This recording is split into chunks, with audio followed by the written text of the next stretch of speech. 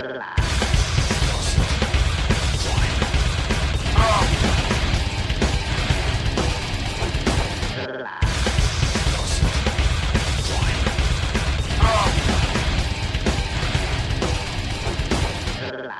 to CAV Radio 2.0. Here are your hosts, Chris Perkins, Mark Cummins, and Joe Giles. All right, so pulled this up here. Okay, 30-year-old Louis Leo Ford, 30-year-old American trial lawyer from South Florida, who, despite popular belief, is not just a megaphone-toting corrupt judge covered in corporate logos trolling South Florida consumers during global protests.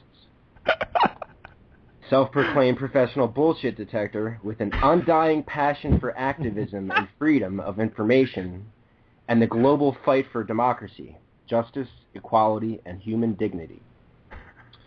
So, Louis, welcome to the show. Yeah. How's it going, boys? Good. What's up, buddy? Can you hear me all right? Yes, sir. Oh, yeah, you sound great. All right, good. I couldn't have said that better myself, actually. Yeah. It's a great introduction. Thank you. Excellent. Indeed. Okay. So, Louis, how are you doing tonight? How's the weather up down there, I should say? Down? I'm actually finding shelter right now in the storm. It's pretty brutal outside, actually, but glad our connection is not interrupted. Right. Yeah. Same here. Exactly. So, but I was a little more worried about the NSA or the CIA and everyone else who's trying to tap in here. Right. I'm blaming It happens.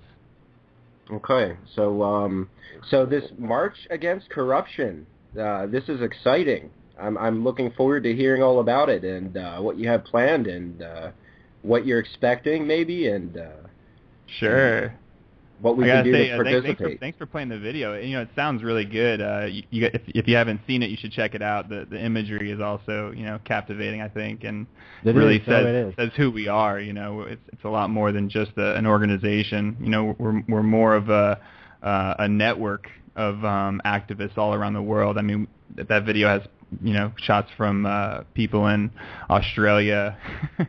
And other places, and we have some pictures and stuff on our website you could check out to see really what's been happening all over. But it's not just a movement here in the United States, and that right there I think is really what pumps me up. Okay, wow. Okay, so these people, they how locked in are they and in communication with you, and how deep do these roots go? And I guess yeah, I mean, well, I could tell you the first event, which I should probably back up and give you a little bit of a detail about how we came about. We actually were inspired by the March Against Monsanto, the first one, which was just really eye-opening for me, as a lawyer and as an activist. I learned a lot, and I realized that this one company, which most people don't even know about, if you ask people on the street, right. Has just done so much bad for the world and for everything that we stand for in this country, and our aim really with the March Against Corruption is to expand the debate from just this one company, because it's a lot more complex than just one company, modifying your seeds. It's about the corruption that's really a culture now in this country and around the world that's allowed companies like Monsanto to do whatever they want, despite the harm that they're causing and havoc they're wreaking. Absolutely. And just to add to that. With the March Against Monsanto, the reach, I mean, globally is amazing, and I really thank Kelly for not only connecting me with you guys, but really making this movement what it is, because it's kind of I think taking shape and becoming more than any of us could ever have imagined. It's now become, I mean, we're seeing organizations pop up all over now which are fighting Monsanto and fighting the corruption that they thrive on. And we're just one of those organizations, and I think networks that's kind of been an offshoot of the March Against Monsanto. So again, I have to definitely give mad props to Kelly for putting that all together and running with it, because she works overtime with it. Her, I could tell, Tammy and Nick, all three of them, they work overtime with it, and a lot of people help out, and a lot of good people participate, and it really couldn't happen with the grassroots and everything, and Kelly said thank you, and the only time the connections that we've made, and I know a lot of people have made, with their own causes through this one specific movement, has been beyond inspiring, and it's a shame that the corporate media doesn't talk about, interview anybody or highlight this cause, because it's massive. I mean, it is something the world's never seen, and hopefully will remain something that will I think change history. I think you're right. I think it can and it will. Yeah, I mean, Kelly and I are privy to the insights. We have some amazing I think reach Facebook, which is just unheard of, right. I think today with what the corporate networks are doing, which is making people pay to share now, and they're suppressing content, and this page has been able to grow astronomically even with that element, which is just amazing. We may be surpassing them, in all honesty, as far as you're talking about reach goes. Yeah, the mainstream media is almost obsolete. I mean, becoming. They've been obsolete for a while. It's right. People haven't realized it. Right. They still give them power. It's what we give to the power to, and we're handing it over to them, giving them much more credit than they deserve, really. Well, not we. I mean, I think everybody in this circle here is probably right. Well, them. I mean, absolutely zero. It's insulting to us, but I mean, it's not even entertainment. It's insulting because you see others taking word for word seriously without giving it a second thought. And they're just completely plugged into it, and it's like you can witness the programming being done right before your eyes if you're actually somewhere in a waiting room watching this go on, and it's very interesting. Yeah, almost like you're watching a Discovery Channel episode or something. Absolutely. People react. It's amazing. It's sad, really. It's really what it is, especially if you're aware of what's happening, and and you just see how there's so many people who are just, it's plugged into the matrix, and oh yeah, Ed.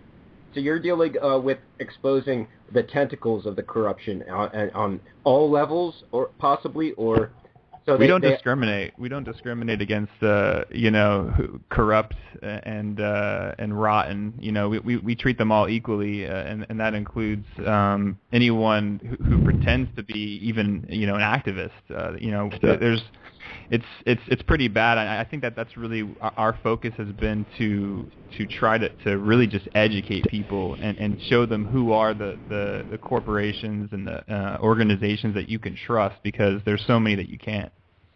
Mm-hmm. Mm-hmm. Okay, so these tentacles I was referring to, they kind of work together, and so you would think the solution might take them all down at once, they would fall like a house of cards almost.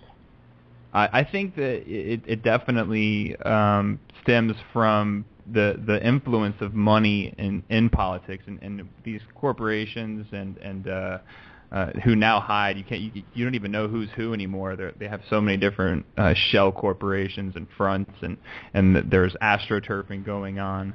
But they're secretly funneling. And actually, it's out in the open. It's not even secret, really. they're funneling all this money to politicians who then go into offices in every level of government, whether it's local, state, federal.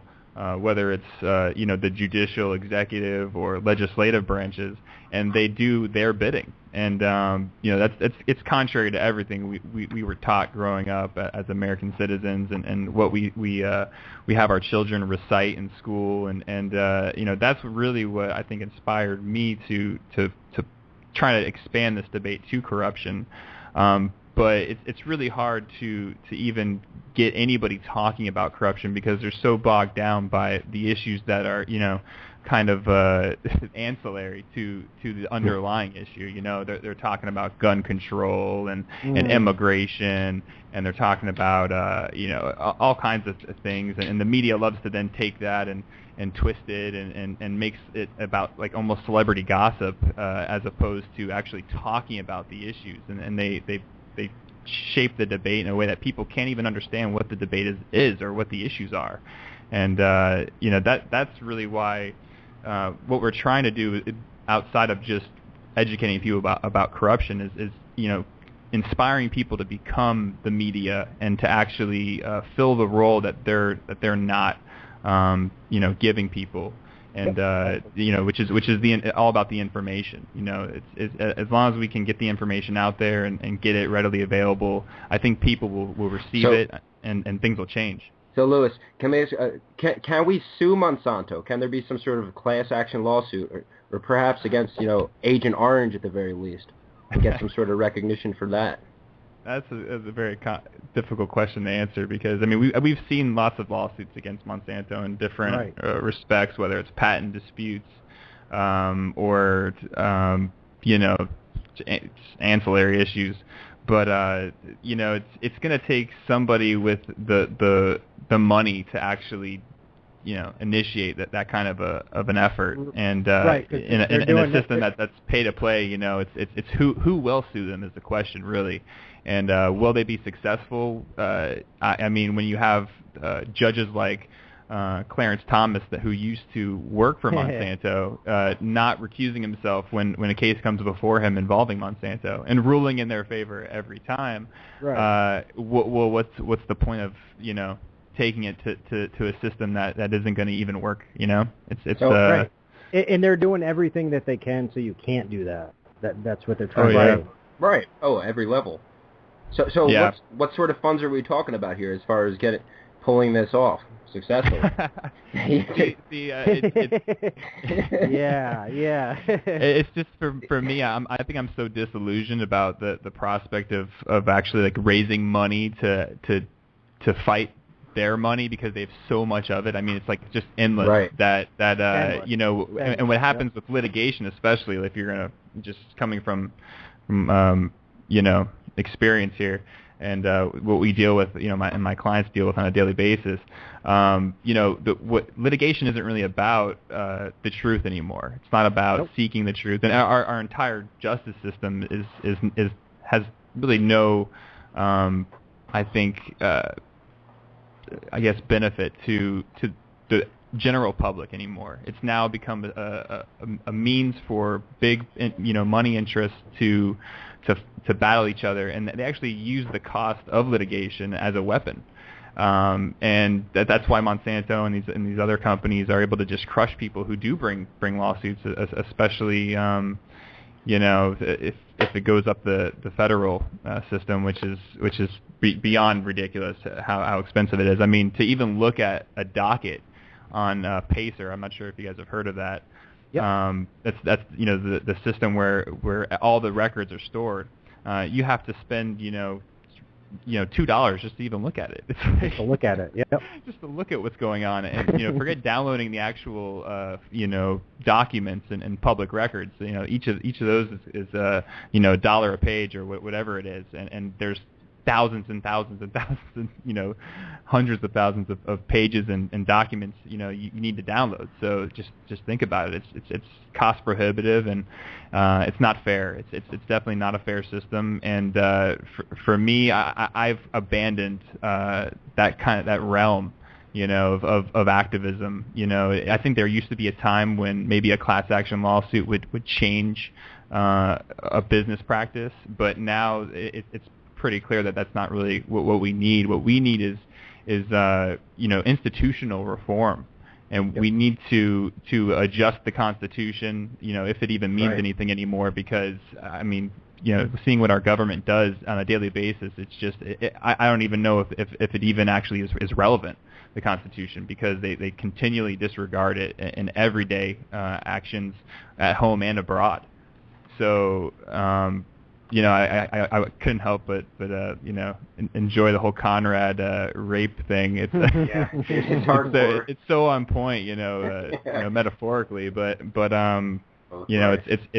it's shocking, and I think it starts with education at the end of the day, and until we educate the public and wake people up and teach them about really what's happening, there's not going to be much change, I think, on the surface, and at least everyday life here in the States. Okay. Kelly's asking how we could go about setting up a march if one wanted to. Jesus, set Kelly up with a headset or something over there, huh? Right, exactly. Yeah, get her on the show. Yeah, I hear my headphones. She's on her phone. We hear her whispering here and there. Hey, sounds like a good producer though. So I just want to throw this out there. I've been asking Kelly since day one to come on. Mm-hmm. So if you want to march, I mean, look, it started with just me and a sign, the first one, which I don't even think I had a date. I just kind of went outside and it was just trying to reach people. But now we have a website where you can go to marchagainstcorruption.com. You can register an event. You can create a Facebook page. You can join our organizers group, which now has over like 5,000 people in there. Okay, hold on. Let me slow you down, Louis. So sure. if I wanted to start a march in the area, I would go to this website, and then I would create an event page specifically for that, and I would run it. And would you guys help promote the event page, or would the event page be found on the website so that people have access to it? Your page would be showing on our website. It would also be linked to in our organizers group and on our Facebook page, and we also have a Twitter and Instagram. And as this gets a little closer to November, we're going to start blasting this stuff. Right now we're really just coordinating, getting all the links together, and showing people how to register and how to start their event pages up. But it's really easy. I mean, the hardest part is actually going outside. So let me ask you: what if it were realistically going to be taking a new class action lawsuit? Say if we could change the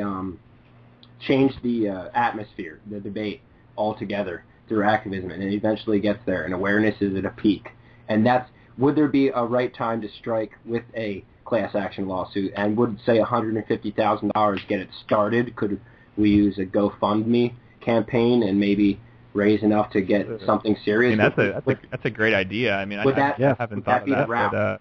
Would that be the route to take and to really get our foot in the ground that way? Yeah, I wouldn't rule it out. I mean, I think that you have to attack from as many fronts as you can. It's kind of like guerrilla warfare, we can't just limit ourselves to one medium or one system of reform. With this year's march, and really the first march was kind of geared the same way. We've tried to help channel some of this energy that's out there with the Occupy movement. There's the anonymous crowd, and a lot of anti-corruption activists who aren't very, I think, organized globally or even issue specific. I mean, I think they're really kind of lashing out at anywhere that they can. A lot of it feels a little random because there's so much corruption, and and it affects us in so many different ways and different aspects of our lives. Whether it's someone who's been unjustly charged with a crime or something that even shouldn't be a crime. I can go on for probably hours about different injustices, but everybody, I think, needs to really start focusing on the real root of the problem where they are, and I think they need to really think global but act local. Right. So whether it be the influence of money in local elections, or elections that are coming up for your state or for your country. I mean, that's where we're hoping to I guess take this right before the elections in November, because November 4th is election day. It's when everyone's going to go to the polls. So the weekend before that, people are going to be out. There's going to be people campaighning. They're going to have their signs out there, and they're going to be trying to talk to you. So if you're out there and some guy's telling you about some Democrat or Republican, go up to him and engage him and ask him about the money he's taken. I mean, the good thing is that we have all these resources now that we can use. Like Open Secrets. Have you guys checked that out? Oh no. But okay. Like Open Secrets is a site that it's like a nonprofit. They've been tracking all the money in politics, so you can actually go there and look at a specific candidate or politician and see who they're taking money from, every year and what industries, what companies, and that's just a great tool, and it's a great way to call people out. I mean, especially if these politicians or whoever is coming to your town and trying to have a town hall and talk about where they stand on issues. I mean, what better way to raise awareness there, than to kind of crash a town hall meeting and with some truth. Right. No, that's it. Which is really what we've been doing. I mean, a lot of our attacks are they're like I said, they're guerrilla. I mean, we don't announce that we're going to show up. You record these confrontations, correct? I would hope. Oh yeah. Okay. Actually, and if you go to peopleoverpolitics.org and you check out our YouTube, we have a playlist, and one of our first videos was kind of random. But we showed up at a town hall meeting in Coconut Creek, Florida, and it was Ted Deutsch, I believe, who was the speaker. And by, I guess, a miracle, he actually called on one of us, and we started talking. The debate had in the room at the time, I believe, was about supporting Israel, and this is in like a predominantly Jewish community, elderly community. Wow. And so they're talking about the support to Israel and reassuring everyone that everything's good. And one of my colleagues, who's also a lawyer, threw a question out to Deutsch that I don't think he was prepared for. And you should just watch the video. It's pretty funny. And really, I could imagine. Wow. Oh yeah, it had something to do with the nuclear weapons and supporting an attack on Iran or something. At the time, that was really what the issue was. And we went there. You know what I mean? Which nobody else would have even thought to go there. That's excellent. So that's what really People Over Politics is about. I haven't said much about it, but that was my first project before the March Against Corruption, and it really was, I think, my own effort to provide people with a real, I guess, grassroots media, and there's a lot of alternative media out there, but something that's really open source.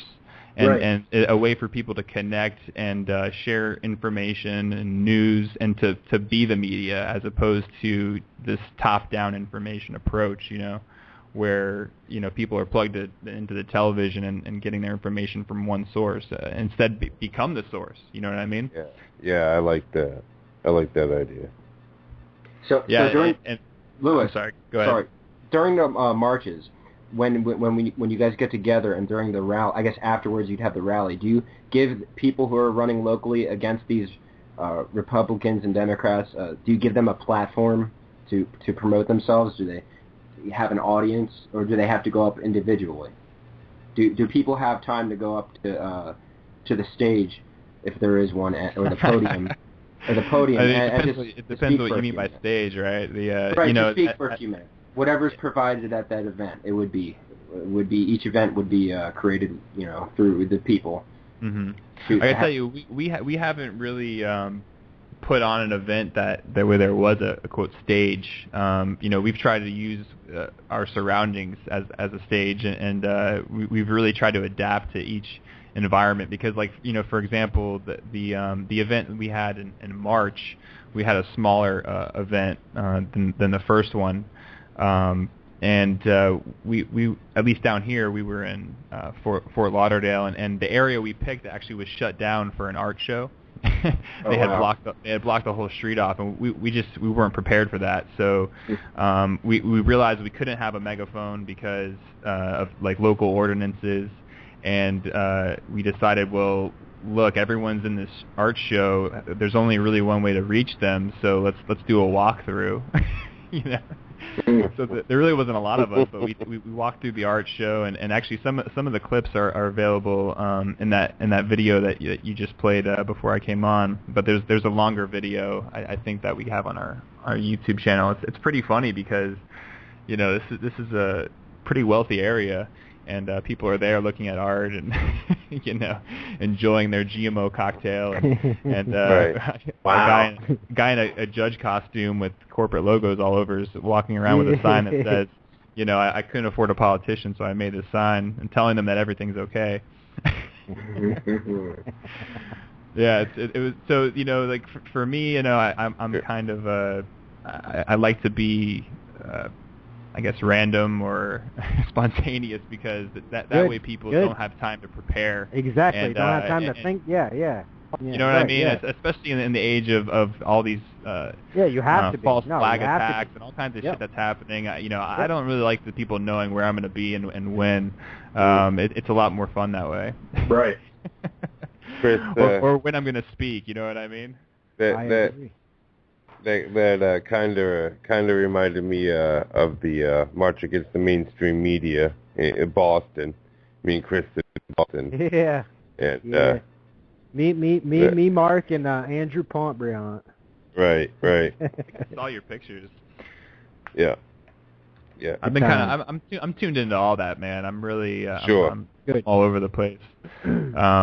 And you know, I think all of these marches have so much in common, and I'd like to see an alliance forged with all of the different all of them because we're all marching against the same thing. That's what I've been saying.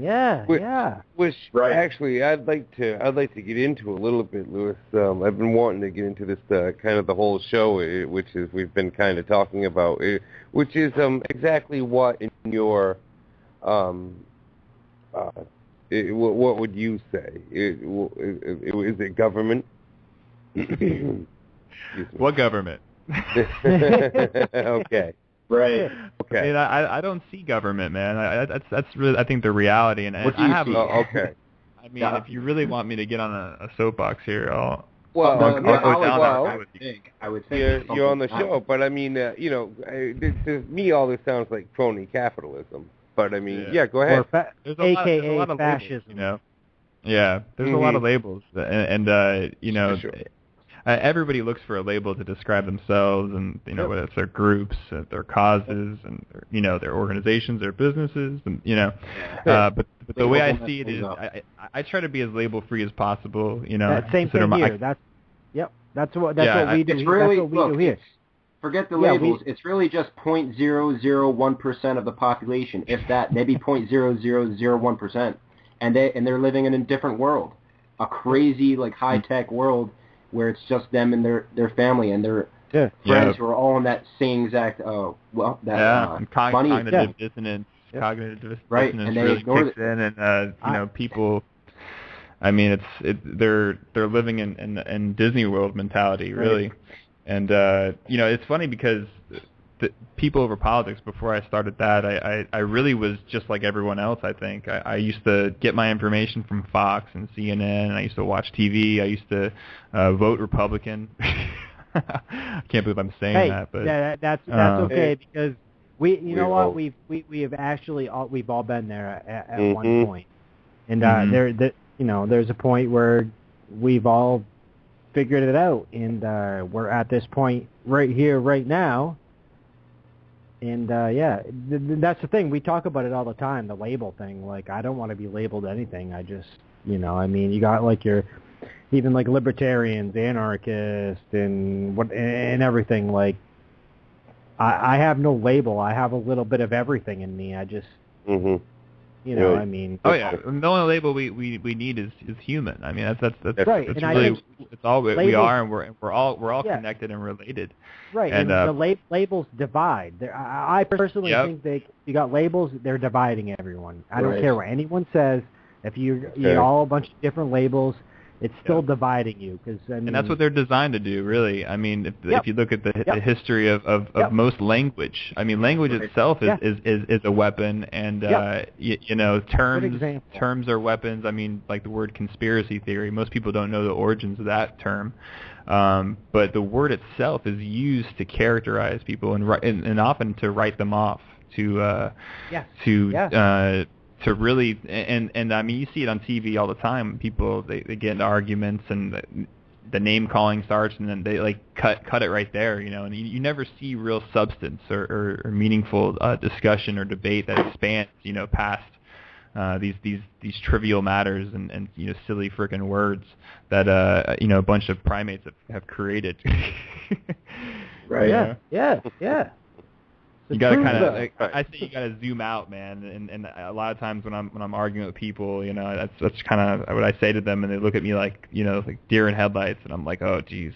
Everyone has labels for everything, and every last one of those people get trolled for being associated with that label, and having all sorts of associations. I mean, especially when you get in the conspiracy world, then people will shut down, and anything that has any relation or resembles a conspiracy, or even relates to it, like hints at it, will just get thrown into this one group where people will get disinterested and shut down and change the channel. There's warfare going on too, man. It's psychological warfare, and there's a lot of disinformation that's out there, and it's not even a secret, that they're doing this stuff on purpose, and they're really, I mean, it's the way I see it is that there really is no government.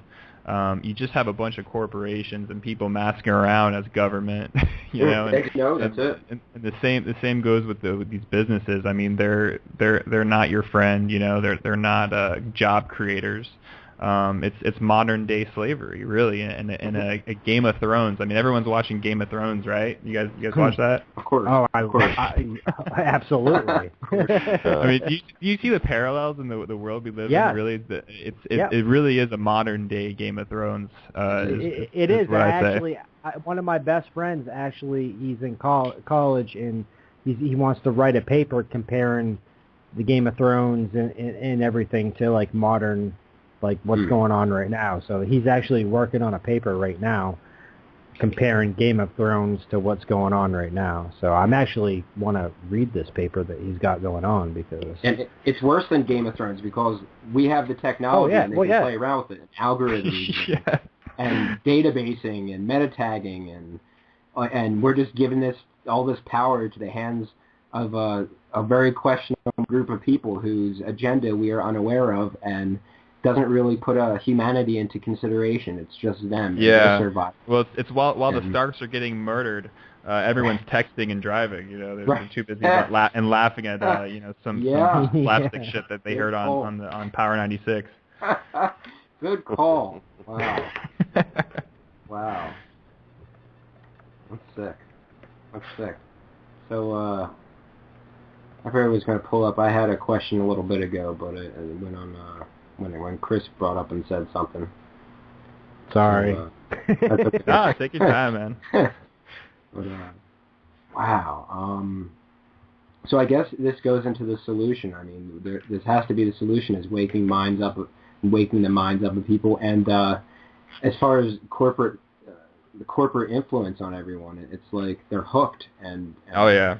Well, it's not just corporate influence. I think it's the influence of money itself. It's because it doesn't always have that corporate face. You know what I mean? I mean the simple monetary system and the effect it has on our interactions with each other every day is really part of the problem, and people won't even talk about that. They don't even. It's an illusion. Think about it. What we're presented with is an illusion for the most part, and the real government is behind the scenes that we never get to hear. We don't hear what they have to say, their voices. They put representatives up there to trick us into believing we have an option between the left and the right. And it's like a playground. It's a fantasy world, and we participate. Voting and getting involved in politics is like getting involved in fantasy football in a sense. And Well, I mean, it's not even just politics, and that's really where the words "people over politics" came from. Right. Because we're like over politics, but we're also, we're kind of transcending these notions, where it's everyday interactions you have, whether it's like, you're taking your kid to school and you gotta like, deal with administration, or you got to go to court. I mean, it's every institution, everything that's been built around this system is just fake. Ultimately, I mean, from the student debt to the tax system, all of these systems are just a farce. But the only reason they exist is because we maintain them. I mean, we literally perpetuate them. It's our prison. We're overworked and over cost, and we're paying out our asses everything. So. Well, you're 100% right about that, Lewis. It's like everything that you've ever been taught to lie. Yeah. And when you come to that, that realization, it's a real eye opener. It's like, well, most people can't accept it. I mean, there's so many people that you can say that to, and they will be like, no. Right. I mean, you heard Nancy Pelosi in that clip that you guys played, right? When she's on the Stewart show, and she's like, it's not it's not Congress, it's the president. It's like, what are you talking about, lady? Like, the system's corrupt, from the core. It's everybody. It's you. It's me. It's and nobody wants to see that. They can't accept that they're a part of the problem. Of course. They're just like patsies. It rubs off on them, the corruption, and then they replace them with a new person that will start with the clean slate, fresh start, and then the corruption begins with them, and it's intentional. And they're used as vehicles to get tasks done that the elite, quote unquote, sit in the back and conjure up on their own and agree upon, probably. All these countries working together and say, okay, you're going to start this disruption in this country, and we're gonna get these people in and make it look like this, and it's going to have this result, and it's cause effect result. And yeah, see, I don't know exactly how much they do know about what the intentions are. I think a lot of these people play the plausible deniability game. They don't want to know exactly why they're voting yes on something, or why they're passing a certain resolution, or this and that. I mean, I think they try to just follow they try to just collect the money, and they keep their head in the sand, and when shit hits the fan and people are blaming them or saying that this was their intention, they can just go, I don't know what you're talking about, what? Well, I just voted because I just vote. They don't even have a response. Like, these people, they don't think about the ramifications. They're just so tied to financial gain. Right. It's sad. And they always have each other's backs. And for the most part, a lot of them are sociopaths. I see them. Oh yeah, it's like a cult, man. It's like that. You got to protect your brethren and everything, and it's like and then, but the whole thing is a joke, really. It's kind of, I have an outlook kind of like George Carlin had. It's like it's just like, really, like, I can't believe like people talk about this, and people make a living talking about it too. That's the scary part, Right. And for what, Right. No, it's where we're at. I would love it if it all ended. I mean, it would be amazing. I'm waiting for the day when we're free again. When we're free really for the first time. I should say. I shouldn't say again, because in this day and age, technology could be used to our benefit hugely, and it would be awesome. Oh, absolutely. Like, if we were a free people and nothing was being suppressed, it would be a different world. So yeah, we would be, I want to say, free for the first time. I mean, that's what keeps me going. The thought that that's possible. A lot of people, a lot of people give up. Or they just say, forget it. I'm just gonna, focus on my job and do whatever just to get by. But unless you're, I think, change oriented and thinking about real progress and not this fake shit that they try to sell us. We don't want to perpetuate struggle and victimization. We don't like the situation we're in, and we want to get it out so we can make things better and we can go on to better things. This isn't where we want to be at with marches. March against corruption. Hopefully this leads to a true revolution that like where the government will fall like a house of cards and implode from the inside out, and the right things will be done. Maybe everyone will have the spirit of JFK. It's debatable if he was a good guy or bad guy, but that self-sacrificing, I don't give a fuck what happens to me, as long as it makes society, civilization better in this generation and future generations. That self-sacrificing attitude to want to see a better world, and that has to be kept in the front of the brain at all times. Your vision of a better world, and that's what keeps us going. Absolutely. I mean, you just got to be careful, but with the way you use some of those words like revolution, I mean, you guys were talking earlier about, some of these shootings and whatnot. I mean, now with what happened in Nevada, I mean, they're looking to expand the NDAA and start using it to bring in modern day McCarthyism and say that anybody who speaks of change, right. Well, that's like Nixon's a radical extremist. And that's with the activists during Nixon's era. They had that whole, I forget what the operation was with the FBI or I believe it was was it the CIA? Yeah, it was the CIA with their Operation something. It's always operations, something cute like foxes or COINTELPRO, and they investigated and kept dibs on every last activist and harassed them and set them up and framed them. It was like war. You say it like it's like you say it like in past tense, like it's not happening now. No, it is happening now, but like it was a lot more focused now, I guess, or back then, or it was a lot more broad. It seemed to be all at once. I think it's probably very much similar policy that's happening now, except the difference is now they have the internet that they created to do this. I mean, that's I think the reality. Right. This is the most ingenious surveillance system, and with social media sites like Facebook, which I mean, I don't know if you guys have followed the money there, but I mean that they're so tied to the intelligence community that's harder to believe that it's actually a real business. I mean, yeah, you're right, and that's what I mean. Because last week I had an idea, and I hadn't thought about this before, and it just came to mind here that what if all this this gay pride that we've been gay rights over the last half a decade or whatever, last 10 years have been experiencing is to make it so all of the people who are homosexual come out of the closet. I mean, because it's healthy, obviously it's a good thing. It has its positive sides, its pros. But what if they want everyone to come out of the closet just so they get noted or tagged in the system, and then some Hitler character comes to power because they're already tagging patriots, and they don't seem to want to do anything. They seem to be neglecting elderly in this Obamacare legislation, and Vietnam or not Vietnam. All veterans are suspect. So how far does this discrimination go? They seem to be giving Christians a hard time.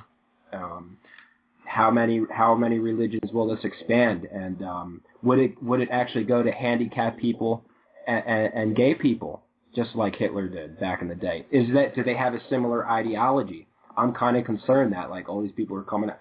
I guess it's a good thing, but what it's. Do you understand what I'm saying? I hear you. You sound like you got some good screenplay ideas over there. You should write some of that down, man. Well, pretty scary shit, man. I mean, I know a few Hollywood producers who probably with pick all a few this of those meta things tagging, up. With all this meta tagging, a lot of people are going to feel comfortable about it. They're seeing everyone else come out, so they're all like, okay, I'm going to come out, and it's going to encourage them, like peer pressure almost, like it's the cool thing to do, because that's what it's being made. It's like almost the cool thing to do, and on a level that I've never seen before. For whatever reason, it seems to be a main topic in people's discussion and concerns. A lot of activists are strictly for gay rights. That's where they lean. That's their first concern. And then there's others who are animal rights, like whatever. And yeah, I'm quite familiar with most of these movements. I'm actually somewhat of an animal rights activist. At least I'm vegetarian. And did you see recently MythBusters? They tried showing that plants have psychic feelings. They can feel and they can they have the capacity to sense when danger is coming to them. Like if you're standing next to it and you want to do it harm, it shows a spike. They actually hooked it up onto a lie detector. And they actually found some really suspicious cool stuff, yeah. So plants may have fear. We are coming and now we're our sponsors. Yeah, we're coming. We are coming to break. We'll take a break, and everybody, we'll be back. Sponsored by Cisco. Buy some chicken. Buy some chicken, motherfuckers. That's the problem with human beings, man, is that there's a broad spectrum of us, and the broad spectrum is necessary in order to have this sort of a complex society. Until we invent robots that are going to do shitty jobs, we're going to need monkeys. We're going to need dumb fucking people. We're going to need idiots. You know, it's a terrible way to look at the world. And it doesn't necessarily mean that anybody born into the idiot family has to be an idiot. It doesn't necessarily mean that the idiots can't, like, snap out of it if somehow they do mushrooms or take a yoga class or try to look at their life in a different way. But for many people, the reason why they're idiots is not necessarily that their brain doesn't work that well. So they got in a terrible pattern, like really early in life, and they have become a dumb fuck. And they're stuck, and they live with a bunch of other dumb fucks, so they get all this negative energy all the time. They're constantly dealing with conflicts at home that are meaningless, but distract them from getting good at anything in life or from getting your own personal shit together, because all your energy is being diverted towards conflict. And that's why it's so important to not have negative people in your life. Because if you're trying to evolve, and I know you are, and all of our friends are, everyone's trying to improve as a person. It's very difficult to fucking figure out how to be a person. It's very difficult to figure out how to manage your energy and know when you're wrong and know when you're being upset for no reason. It's a tricky thing, you know. And one of the most important things about it is you need to pay attention. You need to have time to think about your own interactions with other people, to think about like the way you behave, to think about the way you think, to think about like the direction that you're moving in the world. It takes a long time. It takes a lot of energy. And if your energy is being spent constantly dealing with bullshit, constantly dealing with fucking stupid fights that are over nothing with your girlfriend or with a buddy who's a shithead and always apologizes but then is a shithead again, you know, if you ever have a friend like that does like shitty things to, you know, like fucks this guy's ex-girlfriend or something and does it in like some sort of a creepy way and doesn't tell him, or, you know, fucking steals some of your shit and doesn't bring it back, or you lend him money and he doesn't pay you back, you know, just douchey shit that sort of piles on. Like, as soon as something like that happens in a relationship with a friend, like, you automatically start paying too much attention to it. It automatically becomes like, okay, now this isn't an enhancing relationship anymore. This isn't, you know, I hang around with you and we have a great time. You know, you say funny shit, I laugh. I think about things differently because I think about them from your point of view. You think about things from my point of view because we're totally different human beings. It's an enhancing experience. But when you have shitheads in your life and people that aren't thinking about evolving and people that aren't, they haven't subscribed to the right energy. They haven't subscribed to the right direction in their life. So they don't have their shit together. So you're constantly like dealing with conflict when you're around them. When you do that and you put yourself in those sort of situations, you will fuck yourself. That is an energy vampire. And there's so many people that get locked into relationships and friendships and work situations. I mean, how many people just fucking hate the people they work with? Because you're with the people you work with even more than you're with your spouse. You know, most people, you get home at night, it's 6 o'clock. How long are you going to be awake? You're going to be awake for another 4 hours. You're going to go to sleep at 10, probably. You're going to crash. You're going to be at work in the morning. You know, you're fucking tired. So if you think about it, how much time you're spending with your spouse and your kids, you know, between commuting and all that shit, it's like you're dealing with like 3 hours a night. But you're working. You're dealing with people 8 hours a day. Working for the weekends. You know, that song was... When you think about your iPhone, it's probably the object that you use most in your life. It's the product that you have with you all the time. With this unique relationship people have with their iPhone, we take changing it really seriously. We don't want to just make a new phone. We want to make a much better phone. And we call it the iPhone 5S. The S stands for same.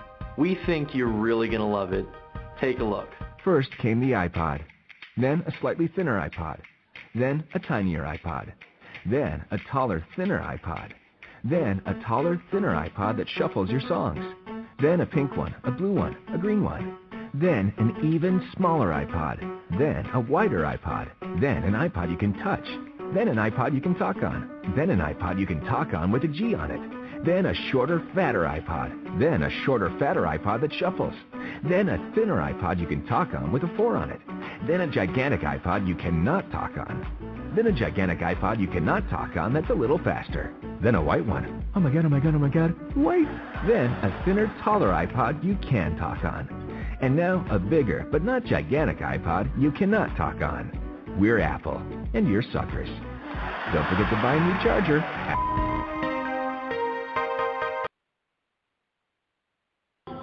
Yes, we can.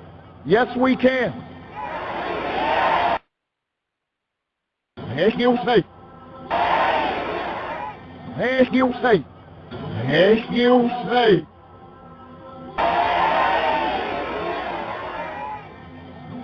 Excuse-me.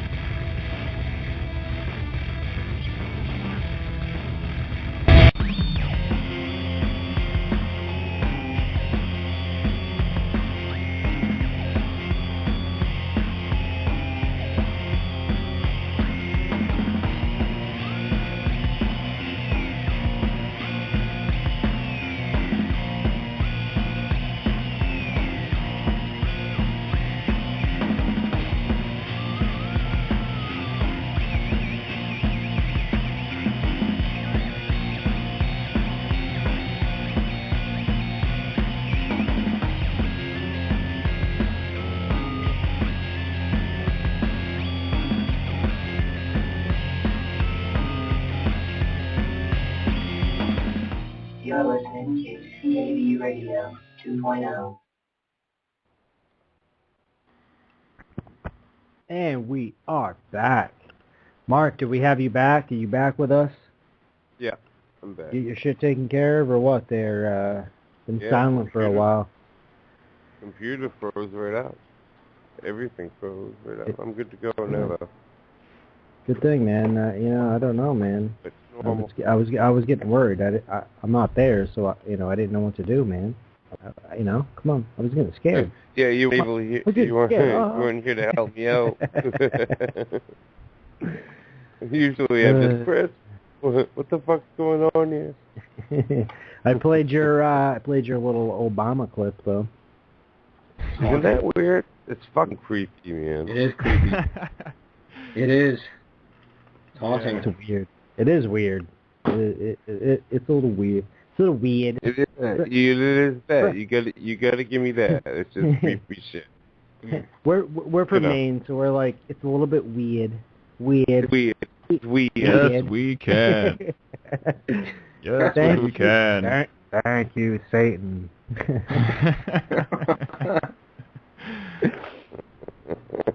Yeah.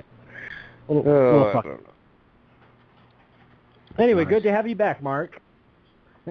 Yeah, I'm back. Good to be back. So yeah, I've been listening. I've been able to listen. Good talk. Good. Good. Damn good talk. Yeah, damn good talk. Worthy of being heard by many ears, I believe. Yeah. Too bad Facebook won't show it to anyone. Well, yeah. Oh, we have to find the loopholes. You're gonna need to boost that. It's gonna cost you about $10,000. Yeah. Right. Fucking truth. That's the new system they've created. It's money is speech, and corporations are people. You can trust them. Right. Yep. Just pay them everything you have. Just pay them, and they'll take care of you. I mean, I'm laughing, but it's really not that funny. I know, it's like funny but not funny. You're like, should I be laughing? It's kind of sad. Right. Scary. Yeah, it is. I only laugh. I laugh because it kind of, it makes me feel a teeny little bit better. Right. In my head. It's a conflict. I make it. I just make it. I make it feel like that. Mind over matter, guys. You've answered a lot of questions I had tonight that we all probably had. And I'm really glad Kelly got you to come on, and that's real awesome. And I hope to get guests on like you again, and you to come back on again. We're gonna have to keep in touch about what goes on and the successes. For sure. If your ratings go up, you're gonna have to bring me on the show permanently, I guess. Right? Yeah. Oh, well, yeah, absolutely. And they're only gonna go up. As I say, it's all uphill from here. Oh no. We'll get you back on. There's no doubt. Right. We have most guests back on. We've had a couple guests that we will definitely not have back on, but you are one that we will definitely love to have back on anytime. There's no doubt about that. It was a pleasure. Do you have any more questions? I mean, I know we could keep talking, and I know I'd have many questions. Mark, you've been absent for a little while, so I know you have some questions. So why don't you speak up, buddy? Well, yeah, I don't know.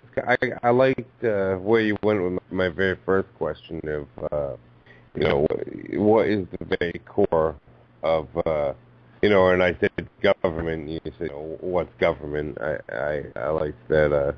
That approach. I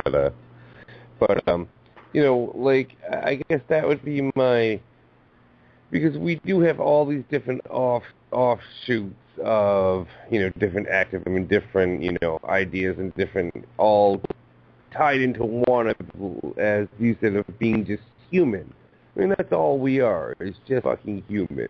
I mean, no matter what label we are, no matter what we are and what we do, but I guess, what would be the ultimate outcome? I mean, all I want to do is be human. I just want to live my life out here in the woods and not have to worry about shit.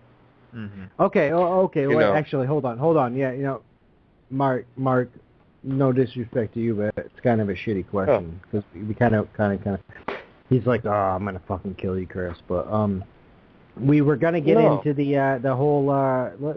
Let's get into something that's been going on this week with the shootings, and why don't we get into that? Because I know that people are listening. I could tonight. briefly respond to that, and we can then move on to the shooting. Yeah. Go ahead. Because I think it's tough to answer that question because it's really expansive, I think it calls for a broad response. But my philosophy has always been that the system we have is corrupt to the core, and if the metaphor makes sense, I mean, we really need to control alt delete it, and reboot, reconstruct a system that works for everyone, where people can, transcend these fake barriers, all the walls and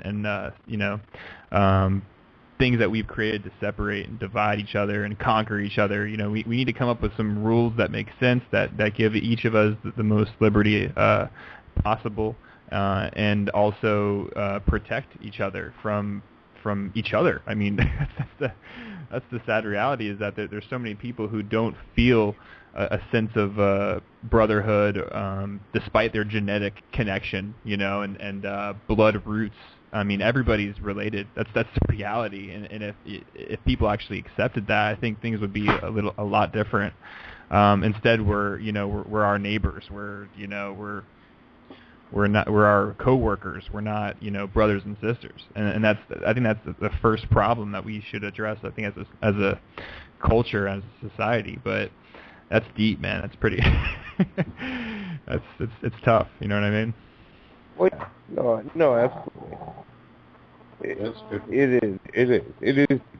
is length. You know what I mean? I mean, there's always going to be that element in our society that wants to look at itself as above someone else, or above each other. I think it's that Game of Thrones system that we kind of were talking about earlier. It's everybody's out to step on and over each other, and instead of working together to achieve, I think, a common goal, I think it's survival, because I think we're headed for a serious catastrophe. When you look at the environmental destruction we're doing, I mean, the oceans are polluted, they're spraying shit in the sky. I mean, there's so many things that are going on unabated that need to stop, and I think most people agree on that. But until we change the power structure to where the people actually make decisions, nothing's going to change. And with the internet, I can go on for all night. But sorry guys, but with the internet, we actually have the ability to actually make decisions there. You know what I mean? It's really simple if you got it, but they want to complicate it. They want to create layers and layers of insulation. They want to create a system where people have to elect somebody to do things, and it's like, what the hell? What kind of efficiency is that? If we're really going to evolve as a species, it's funny. You guys have Rogan playing during your breaks. He talks a lot about evolution. Well, I mean, if we're really going to evolve, if we're really going to transcend, I think this primitive state that we live in, because we have so much primitive infrastructure, both physical, all around us. I mean, they're still using telephone lines, you know what I mean? They're still using railroads and old outmoded technology to transport information and transport goods.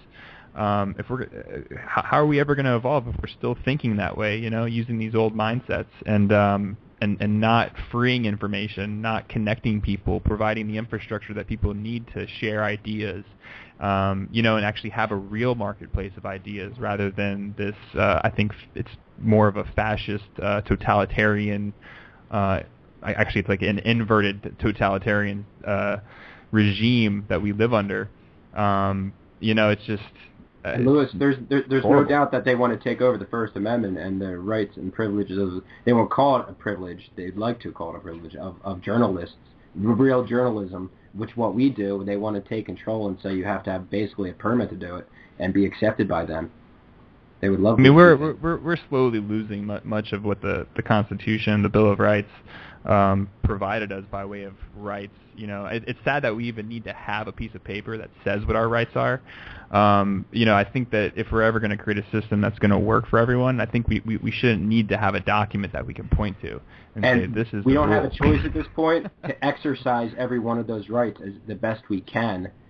And that's the only thing that's the only power, that's the tool that we have, is to exercise those rights. Because those rights weren't there for us to give us our permissions, but they were there specifically to keep the government in check and to basically restrain government. That's the purpose of them, is to restrain the government. And with that goes along with that is the freedom and liberties of a society that in somewhat the best ability resembles a free society. Free people. I mean, I know you guys were talking about gun control, and I think that's what you kind of wanted to get to, was these shootings, right?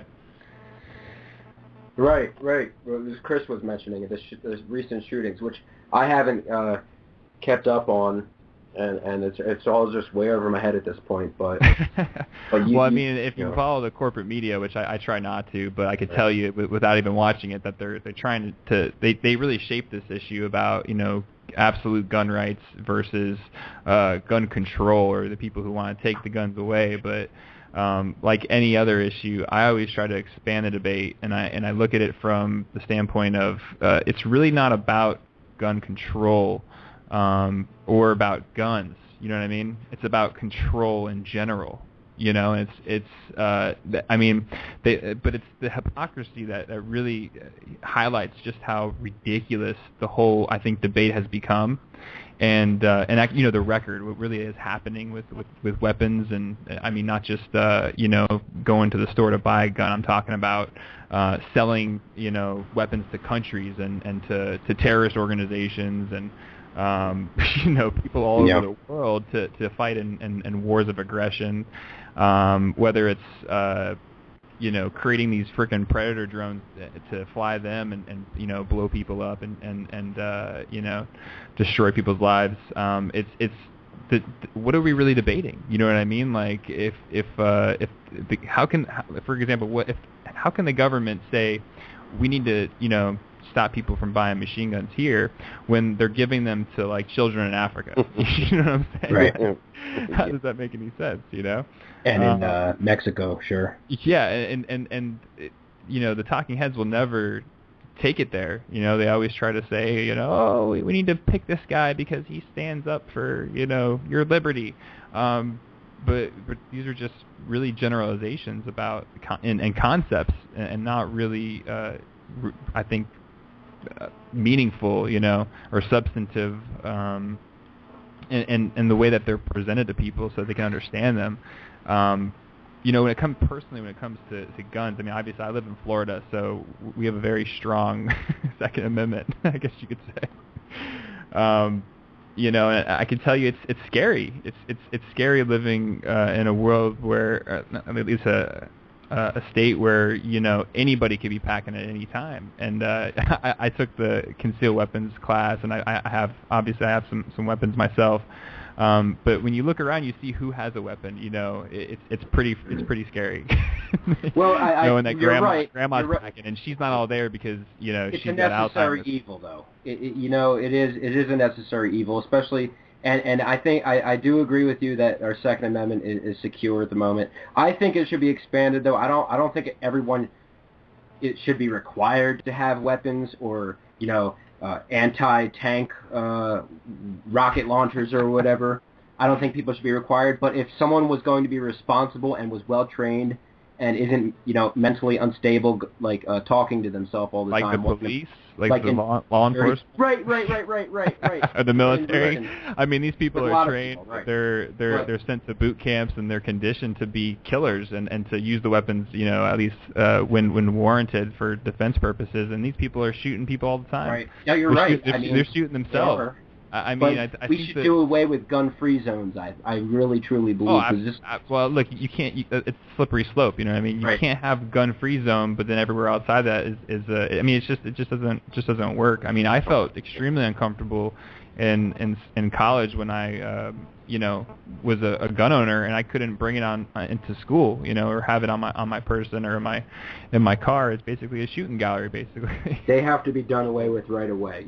That's exactly how it is. And I mean, if you're going to allow guns, you need to allow them pretty much everywhere, so people can protect themselves from others who have guns. I mean, I think that's just a logical, you know, argument that really do need military. That's the only argument that can be made, really. You know, it's the only solution to people having guns in general. You can't say, well, you can have them here but not there. Local militias should be able to have advanced. It changes the dynamic. You know what I mean? It would keep it all level playing field. If you knew that the teacher had a gun, would you walk in and start shooting up the place? That's the point. You wouldn't, because you don't know which one's going to have a gun. And you don't want to be the asshole who went and tried to break some other asshole's record and go on a killing spree, and instead of not getting one person killed, you got yourself killed.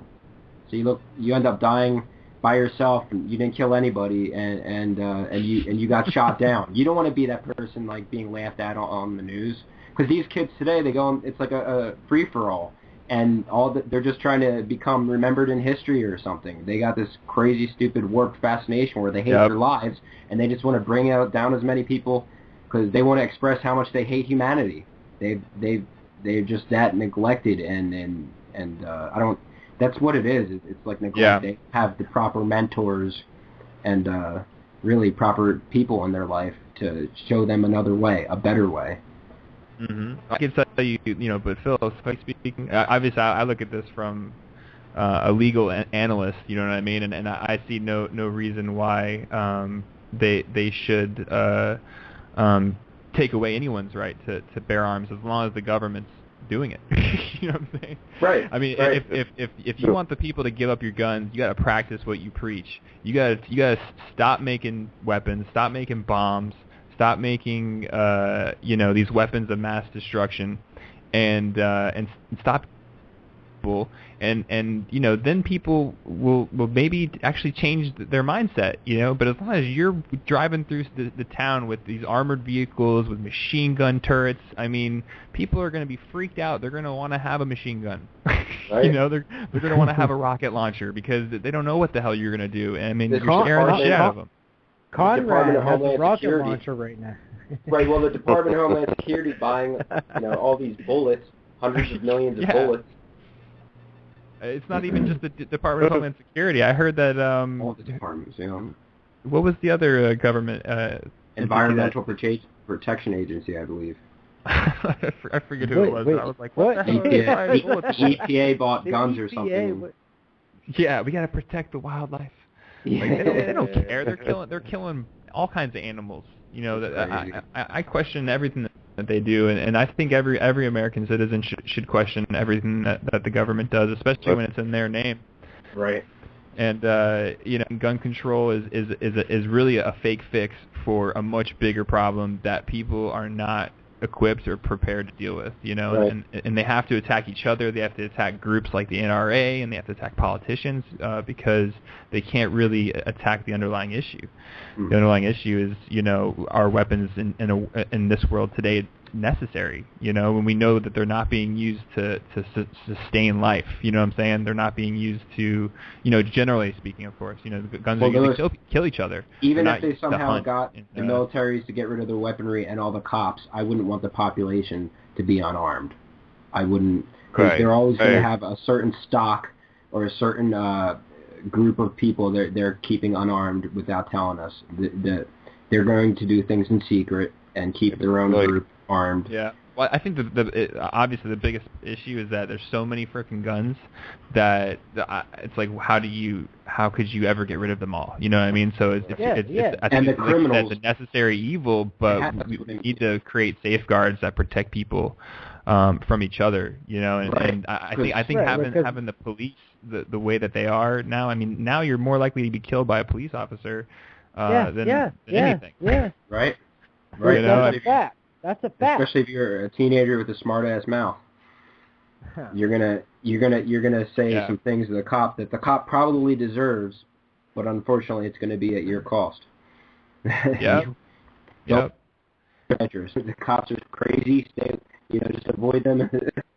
And there's a lot of solutions to that problem, that don't get addressed. I mean, we actually had locally there was a guy by the name, I think his name's Carlos Miller. He's got the Film the Cops thing going on. Have you guys heard of him? He's correct. Right. Can you guys hear me already? Breaking up. Yeah, they're a little choppy. Yeah, it's choppy. I think we hit that topic that we're not supposed to talk about. We hit that topic, and that's when it starts getting choppy when you get on that topic. They're naming names, Doug. Cut the line. Cut the line. There seems to be the pattern here. So. What they're doing. I don't believe in coincidences. They're like, if we just keep interfering, they'll probably just give up and hang up. We're not gonna fucking hang up. No. Yeah, we're gonna post about this shit on Facebook later too, bastards. Yeah, put that shit on YouTube, motherfucker. Yeah, it's gonna be up on YouTube at no time. It's gonna have memes attached promoting it. You're gonna have a blast trying to shut that down. Yeah, that's right, and that's just out there forever until YouTube deletes it. You're fucking right. And then I'm gonna put it back up there. That's right. They don't even have to delete it. They just censor it through the algorithms. So yeah. They're like, go ahead and post it. No one will find this. Ha ha ha. It's now on page 7 million on Google. Let them think it's a one. Yeah. That's why it's all about SEO, guys. Yeah. SEO is the key. That's the real the modern day, I think. It is. Trenches. That's where the real fight now for civilization is happening. It's on the internet, Backdoors and loopholes, man, and avoiding their filters. Don't talk about. But that's not what they talk about in the Wendy's and McDonald's out there, guys. Backdoors. They don't even know what SEO is there. They think it's a special sauce. Huh. Right. Of course. Yeah. Yep. Sorry, man. I have attention deficit, so I take people crazy directions. Search engine optimization is what you need to do loopholes and not flagged and filtered and censored. You have to work around that crap in their algorithms. You do. But we're figuring it out, man. We're just gonna keep countering that shit, dude. We're gonna figure it out. We're gonna counter it, and you guys remember Jurassic Park, right? No, fuck yeah. Ian Malcolm. My son is obsessed with it. Watch it. The quote from Ian Malcolm that life will find a way to seem relevant. Yep. Yeah. Hell yeah. Except my man over there, he's gonna be like, oh man, but they're gonna kill us all. Then there's no more life. So. Right. They're gonna find me to kill me. I'll fucking. Exactly right. You're turning your phone off after this, right? You're not gonna. Although I hear that they can actually tap into that too, and even when it's off now. Right. I don't know. They've gotta. I think we're scaring people, though. We should probably change the subject. The only people we're scaring is them, I believe. But yeah, right, dude. They're sitting in some high-tech facility right now going... It's okay. I got people sending me messages saying that we're doing a good job talking about the right subject, so... All right. Good. That's all I need. That's all the motivation I need. That's it. People are satisfied. So I got a couple questions for you guys. Please. Go for it. All right, yeah. All right. Edward Snowden. Okay. Is he legit, or is there something more going on with this guy? Wow. That's a good question, yeah. because we have actually covered this many times. Yep. Many times. We've had different points of view. We've had what's his name? Heard many points of view on this topic, and I like them all. James. When it first James, happened, right? James, yep. Right. Well, we not just him, we had a few, but like when it first happened, I of course thought he was a hero and a patriot and everything, and then I heard some theories, and now I'm at the point where I think he believes he's doing the right thing, but I think he was fed the information so that it would condition the population to accept NSA surveillance and get it. They thought, like, well, we're going to eventually find out, so he'll be controlled opposition to break it for us so that it can be under their control. But I think he might be a good person and not know it that he's being used.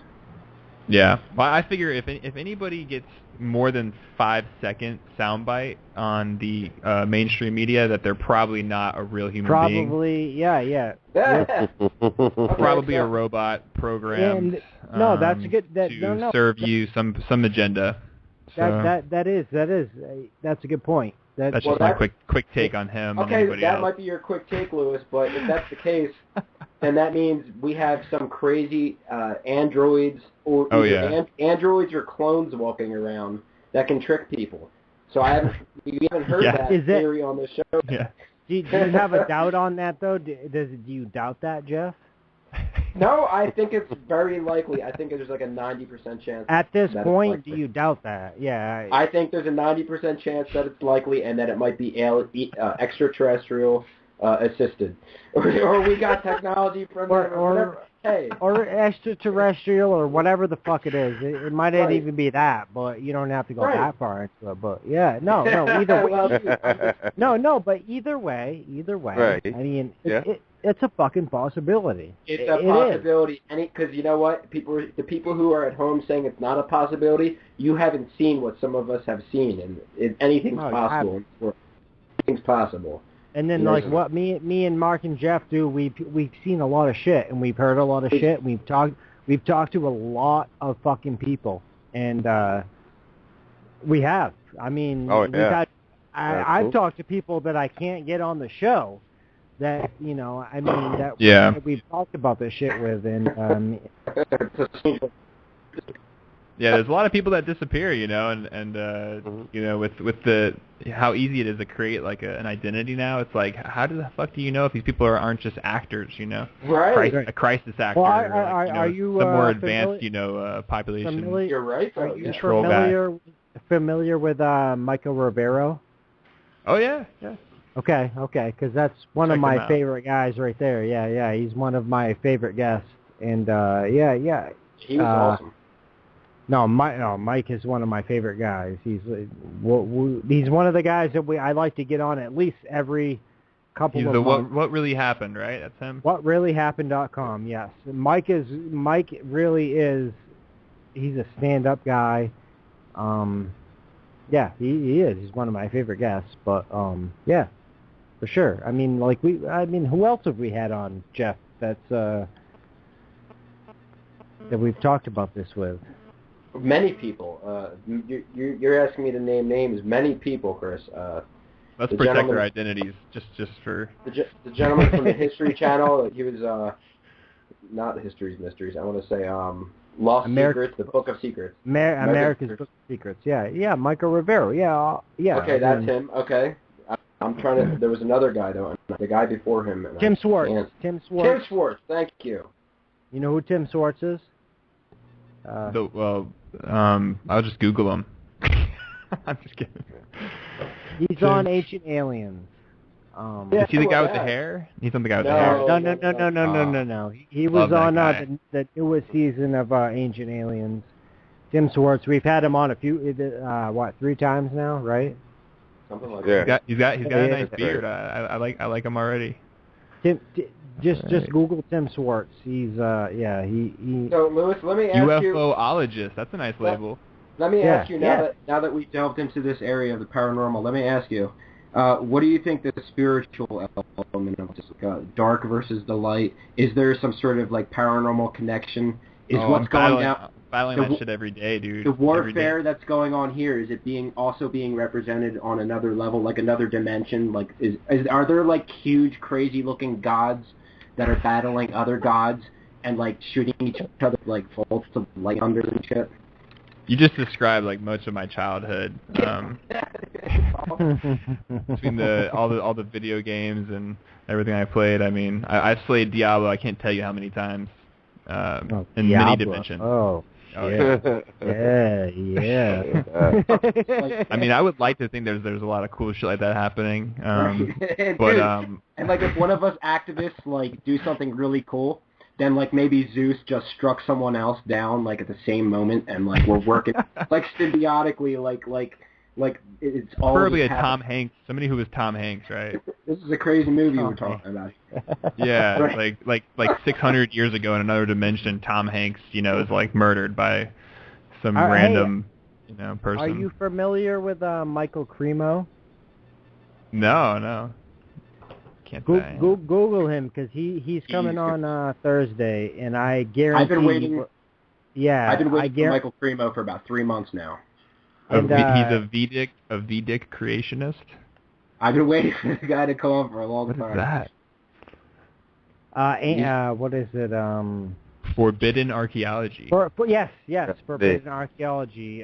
Michael Cremo. He's one of the top guys. I mean, you know who Dr. Joseph Farrell is? He's awesome. No, but I'm that guy was good. Okay, so you need to find out who Michael Cremo is. You need to find out who Joseph P. Farrell is. He's an author of many Am I following the breadcrumbs into a trap? I feel like he's just no. Trust and me. You have AIDS. No, I'm just we wouldn't give you these names for nothing. Like definitely. Joseph Farrell is one of my favorites. The guy's a Death Star? He wrote like 20 books. GizaDeathStar.com. He's a Death Star. Awesome Joseph stuff. Farrell. No. Oh, seriously, I'm finally going to find out what happened to the Malaysian air flight. He has a good point of view on that. But, what happened? Yeah. Tell us. I'd like to hear it. No, he's going to listen to the next show that we get him on because he will explain it. But Joseph, we don't have enough time to talk about that. It's way too long. We do. Yeah, we definitely. We really don't actually have enough time to talk about that. But just Google him. Anyone that's listening, just Google Joseph P. Farrell. You'll find him. That's actually a very big guest. Joseph P. Farrell is one of the top guys on Coast to Coast AM. George Norrie has him on all the time, and we were lucky enough to get him on. I get to talk to him here and there and shit. So I don't know. We had transhumanism. Yes, yes. So look him up, and who else have we had on that we talked about this shit? I guess everything that's got sweet. Bring up the stuff, dude. Varla, we had her on. Varla. We talked about some of that. Varla, yeah. Have you ever heard of Varla Ventura?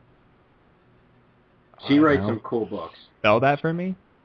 On paranormal, on witches, banshees. Varla Ventura, like Jesse Ventura. Varla Ventura. Varla with a B. Yeah.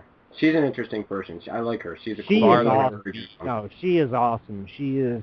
We have to have her on again, yes. Oh no, she's well. Listen, we have a. I already have this taken. Yes, Blog of the Bazaar.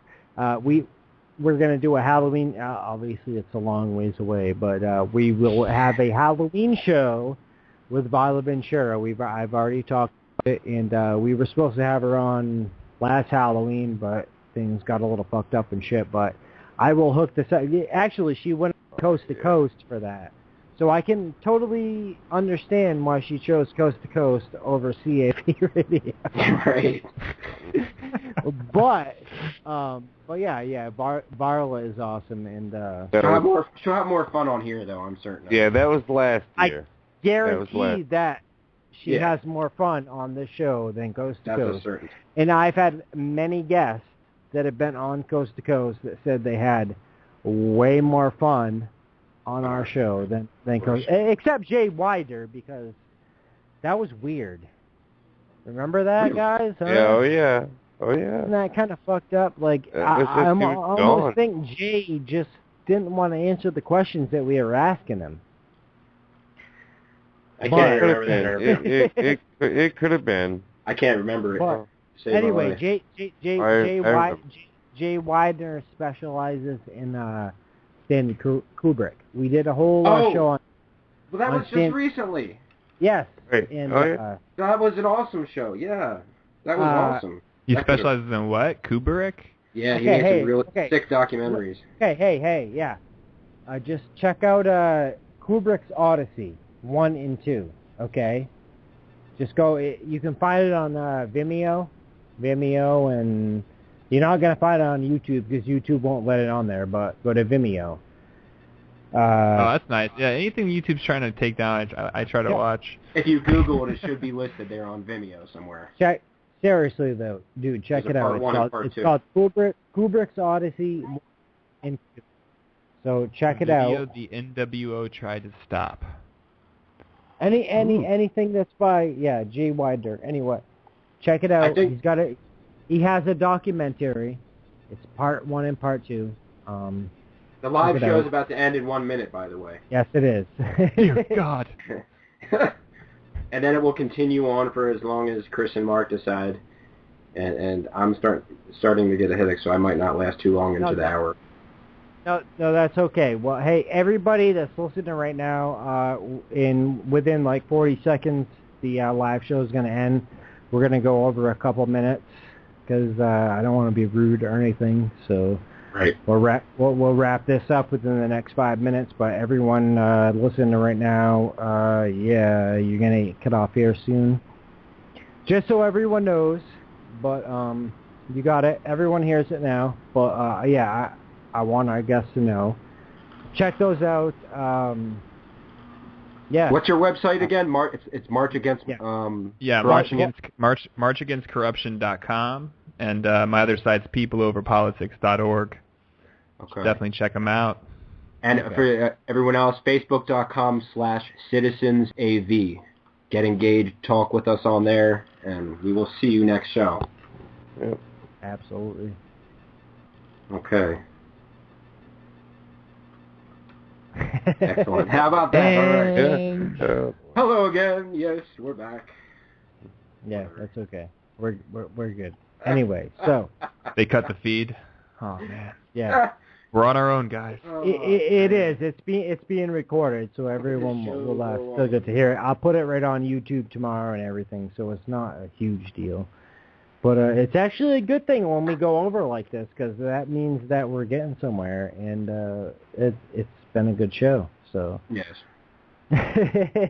we just need to let everyone know, because they're like, oh, whoa, everything just got cut off. What's going on? Because we started the show and Chris fucked it all up in the beginning, so maybe Yeah. you know. Well, it was only a few minutes. It wasn't too bad. No, it wasn't bad, but anyway, we like we gotta let people know just so they wonder why it just stopped. I think we made progress with Congress. Although it's not really good for marketing, You should probably just let the thing cut off and then come up with a great story like the mainstream media would about why it got cut off, and you can, then set up the next show, have an expert call in and say, it's been happening to all the Blog Talk hosts. Good marketing idea.